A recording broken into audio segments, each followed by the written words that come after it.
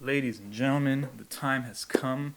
After Hours is here after 3.5 years of waiting from Starboy.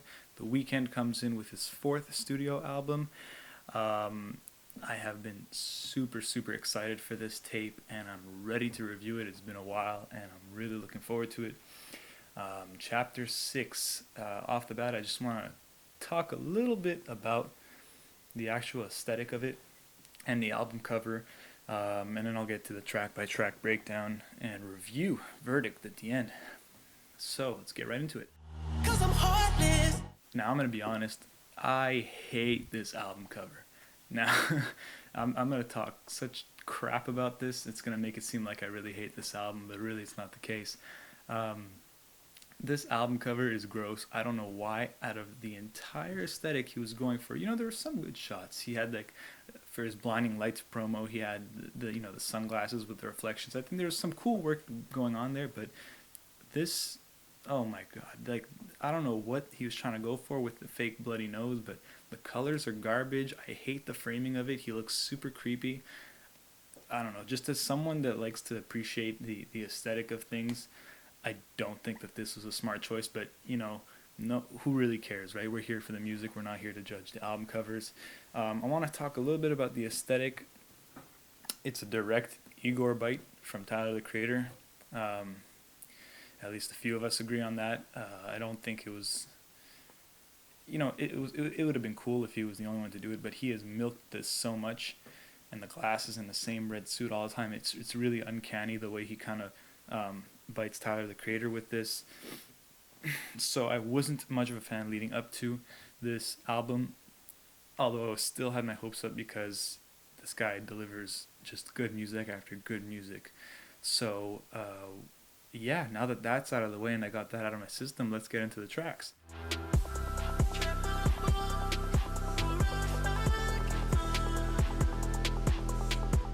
So I think what I'm going to do for the track review is that I'm going to simply have a list of all the songs over here, and I'm going to simply add the number to it as I go along and then kind of give it a final score, I guess. I don't know, it's the first time I'm doing this, so it's what seems the most obvious and interesting way to go about it because we love numbers. So let's get right into it. Off the bat, when I first heard Alone Again, I was so excited because I was a little worried for this album that it was going to be too commercial after the singles of Blinding Lights and Heartless. But Alone Again was here to prove me wrong and slap me across the face because I love this song. This is just, I think, one of his greatest tracks ever made. Excuse me, once again. He's really, I think, perfected his sound on this track. He does this amazing job of using his vocals and his auto tune to blend in like three different genres of music in one track. It's such a beautifully produced track, and most of the album is that I had to look up, who the hell made this? Because anyway, it turns out it's Il Angelo, someone who he's worked with in the past. He actually produced "Crew Love" by Drake. He has this kind of familiar sound that you can see throughout the rest of his work. Anyway, it's a beautiful song.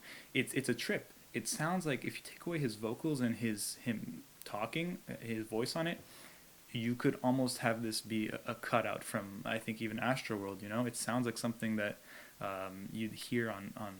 It kind of reminds me of Stargazing in a bit, but Stargazing was more choppy. The way the music completely cut when the beat switch came. Here he just blends it in together beautifully with the sound. It's futuristic, it's electronic, there's this like dance pop vibe to it, but it's somber and dark, but also kind of makes you want to get off your feet and not dance, but I don't know how to explain it. It's beautiful. I love it. His falsetto singing is on point. I have to give this track a perfect 10. I think it's it doesn't start off very promising to give the first track, the intro, a 10 on 10, but I have to give it to it. I'm going to overplay the hell out of this song. Anyway, I'm done gassing Alone Again up. Let's move on to the next one, which is called...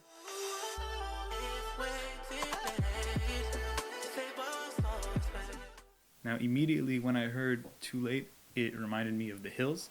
It reminds me a bit of Beauty Behind the Madness as a body of work as a whole. but it has a little more punch and groove and a little more dance to it. It's definitely less intense than Alone Again, though. It brings the same kind of atmosphere and broody, vibey. I'm gonna use those words a lot. Hopefully not, though.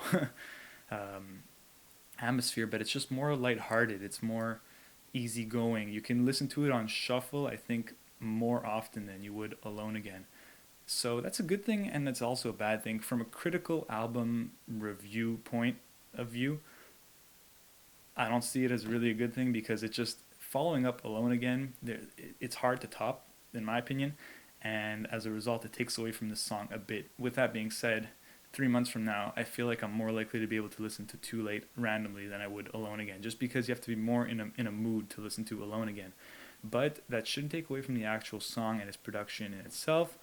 So despite it having a little bit less of an oomph, I would still give this an 8 on 10. It starts off really strong. This tape so far looks very promising.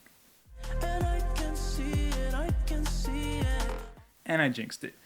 Hardest to Love, I don't like the song. I don't like it at all, at all, at all. I'm not a fan of whiny Weeknd. The Weeknd that is more directed to his younger teenage female audience. I'm totally aware that a large chunk of his fan base consists of that, so he's got to have a cry song in there or every once in a while. It's presumably about Bella Hadid and their breakup, but it's not good. I don't like it. The chorus gets annoying and stuck in your head really fast. I'm about to delete it off my library, but it is what it is. You can tell that some people are just going to go crazy for this song. You got to do what you got to do to make numbers, right? There's bound to be a few cuts on this record that just aren't good. But yeah, I mean, whether it's dark or futuristic, or even pop, I like intense Weeknd. That's just me personally. I like when his music grips you, right? This is not one of them. This is like him asking for self-pity. I don't like the Weeknd that from I Feel It Coming from Starboy. It's just not my thing. For some people it is. It's just more commercial. So for that reason, I'm giving it a 3 out of 10.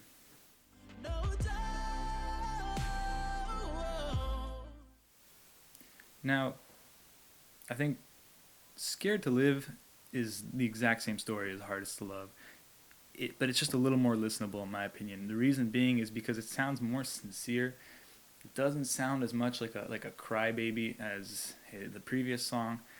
It reminds me a bit of Die For You from Starboy. Now, and really this whole album draws a lot of influence from Starboy, but kind of runs away with that pop futuristic sound that it introduced and brings a little bit of the groove from Beauty Behind the Madness, and dare I say a little bit of Trilogy influence. I think are the three most common sounds on this album, but it's a completely different sound in itself. And Scared to Live borrows a bit from, I think, Die For You. That's why it's a little more listenable, because it's more happy sad. It's less look at me, I'm crying about Bella Hadid. It's more commanding in the way he talks about being scared to live. I still don't think it's good though. It's just not for me. So that one gets a 5 on 10.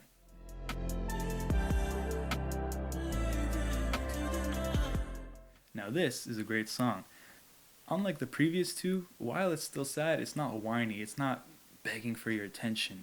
It's self-reflecting. It's more immersive, and he just kind of grabs your hand and takes you with him on this song, and talks about his upbringing for a bit. He takes you on a trip instead of asking you to look inside the window and care for him. This chorus is just so beautiful. It's just a bunch of echoes of his own vocals, and there's this consistent snare all throughout the song. It's light, it's not too in your face, and it's just tucked in so nicely with this kind of, I don't even know how to call it. It's like a pulsating just tone that's present from the start to the finish of the song. Starts off really in your face and then blends in nicely with the snare and his vocals. It's just so well made, as are most of the songs on this thing. I love Snow Child. It's so soothing. It puts you in a trance. This song gets a 9 on 10 for me. She got chrome hearts hanging from her neck. Now, Escape from LA seems to be one of the more popular songs on this thing, but I don't really know why. I'm assuming it's because of the second half of it where he just kind of, the beat changes a bit and he gets super raunchy and not aggressive, but like he goes in a more brash manner on Hollywood women. Um, but it's still not good. It doesn't give you an excuse to put a boring. Really, it's boring. It's mundane. He's like mulling over the entire track for the most part. I don't like it. Maybe that's what he was trying to convey as a message to talk like Hollywood the way he is in his lyrics. He's talking about how boring it is that he's just kind of representing that through the production. It's dry. It's just dime a dozen, a dime a dozen song, but it doesn't give you an excuse. It doesn't work out well on the song, even if that's what he tried to do. But the second half is definitely the better part of it, that's for sure. So I'd give this a 6 out of 10 for the second half of it. I didn't like Heartless when it first came out, and I still don't really like it. Although it grew on me a bit, as do most of the Metro beats. It's just I'm so sick of it, and that's why it takes away from this song. I've heard that hook, God knows how many times, so I can't give this thing a respectable score if my life depended on it. Um, I don't know, man. It's borderline unlistenable at this point. The single was obviously meant to get hype and traffic because it was the first one released leading up to his album, and that's exactly what it accomplished. I think this album is actually going gold within the first week, which is insane. But regardless, Heartless is not one of the best cuts on the record. It's alright. It is what it is. It's a 5 on 10. But if I OD, I want you to OD right beside me. This is where the album really turns around and personally skyrockets in rating. When I first heard Faith, I was so pleasantly surprised. Frankly, I was getting a bit bored up until this track, but here it comes, super futuristic, super neon nightclub sounding synths, I think, going on in the back. It's just a packed track. It's great top to bottom. It's refreshing. At one point, I think that at, at one point the music just cuts entirely and it's just his voice that carries the rest of the beat, and he talks about ODing with you next to him. It's just so commanding. It's in your face. It makes you want to dance. It's a great song. The attention is drawn to him, and he just takes the throne and goes to work with it. Um, like I said, it's packed top to bottom. The production is supreme. His vocals are supreme. His singing is supreme. It's head bopping, but I think it gets a little old, a little fast. So I'm going to try not to listen too much. So this gets an 8 out of 10. Listen, I still love Blinding Lights. A lot of people don't, but even though it's widely overplayed, it's catchy. I like it. I have no problem with the commercial aspect of his music. It was originally meant for the new electric Mercedes campaign, which is why it sounds more commercial than the rest of his music. But it's still good. It gives me very strong 2016 vibes. You could almost argue this is like a cutout from Starboy, the way it sounds. I like it. I'm going to try to not listen to it too much because I can agree it does get a little tiring, similar to Heartless. I would give this one an 8 on 10 as well.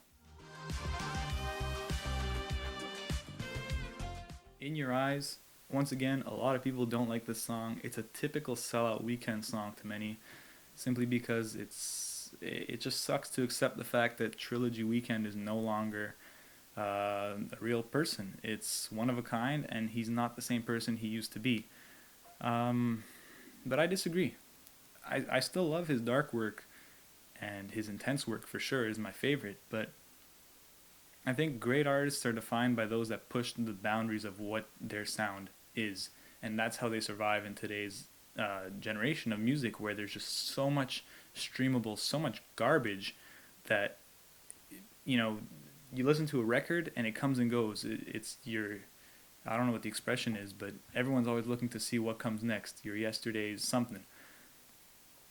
So I think that, he's just surviving in the industry with this pop sound.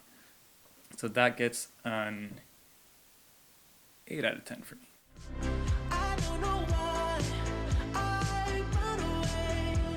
So Save Your Tears, again, same concept as In Your Eyes. It's more commercial, it's more pop, a little bit though, because the subject matter is a little more dark.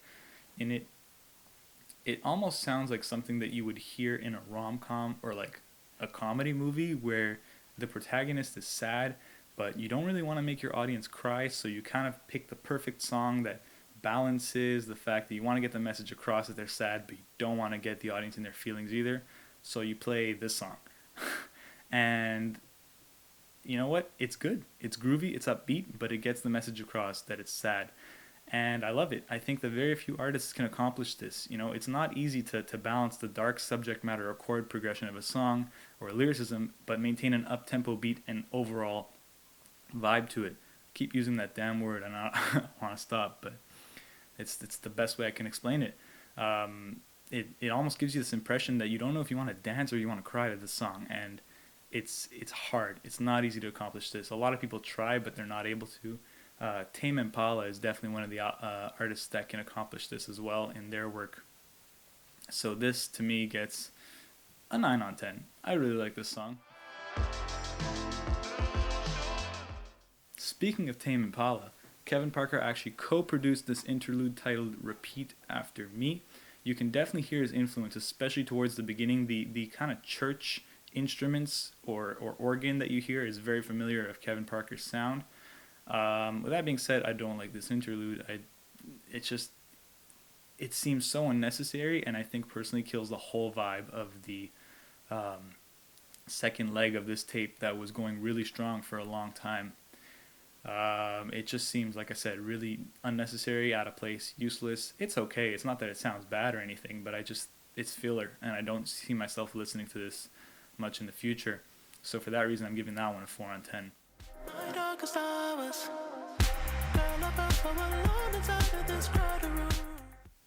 After the first two singles dropped, I have to be honest, I was losing a little bit of hope for this album, but just like Alone Again, After Hours was here to prove me wrong.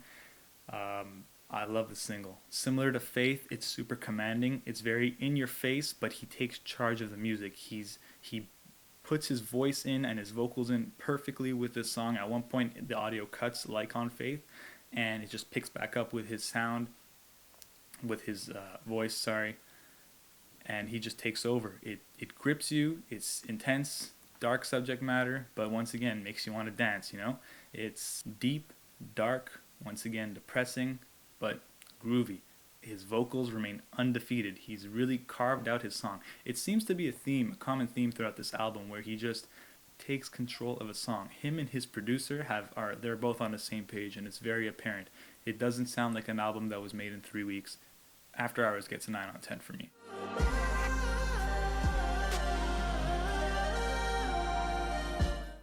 I don't have much to say about this outro. I think it's great. It serves its purpose really well. It does what it's supposed to do. It comes in at the last song of the album and puts the cherry on the cake with everything. It's ominous and moody.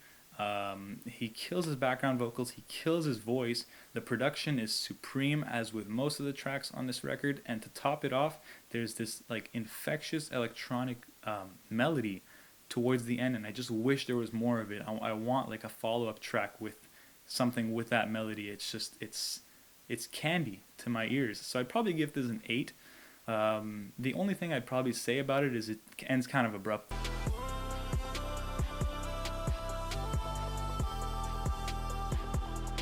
So if you take all of these numbers and you average it out, I guess it would give a 7.1 out of 10 rating, which is more or less pretty accurate as to how I feel about the enjoyment factor of this album.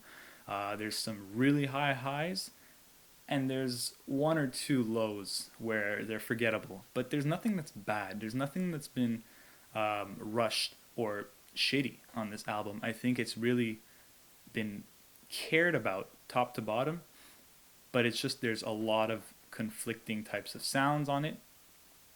and some of it appeals to some of his audience, and the rest appeals to another part of his audience. That's the problem with being so big and being known for a specific sound.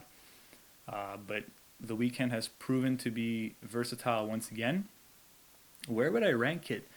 Um, that's tough to say. Definitely behind. I don't know. I think it's a little too early for that. I need to give a little more of a listen to it. But from a technical standpoint, this album is a 9 or maybe a 10 on 10. Sonically, technically, production, voice, all the actual literal elements. This is a very, very well made album. I just personally only enjoy it as about a 7 on 10. I'm interested to hear what you thought of the album. It's still very early. I've been hearing a bunch of different things on it, but if there's any other Weeknd fans, please let me know. I'd be interested to have a talk about it. Music is one of the few things that have made this quarantine definitely more enjoyable. Childish Gambino dropped an album. I'm considering making a review on that as well. So I think that's about it. Thank you for watching, and until next time, as always.